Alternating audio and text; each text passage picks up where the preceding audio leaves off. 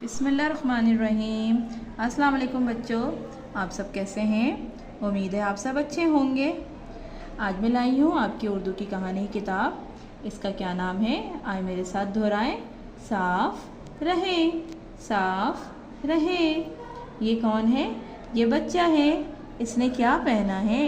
इसने स्कूल का यूनिफॉर्म पहना है और ये आपके स्कूल का यूनिफॉर्म है। ये देखें, है ना? ये दारे अरकम स्कूल का यूनिफॉर्म है। चलें आए देखते हैं ये बच्चा सफ़र नंबर 5 और 6 में क्या कर रहा है। चलें अब हम अपनी किताब खोलते हैं।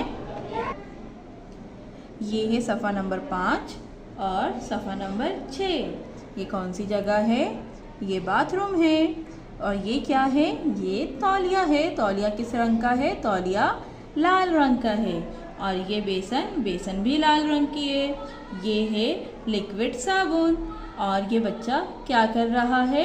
ये बच्चा अपनी नाक साफ कर रहा है।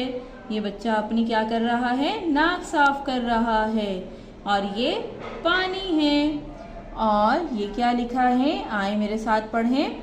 नाक साफ करें, नाक साफ करें, नाक साफ करें। चलें अब आप अपने वालिदैन के साथ मिलकर इस किताब को पढ़िएगा और अपना ख्याल रखिएगा। अल्लाह हाफ़िज़।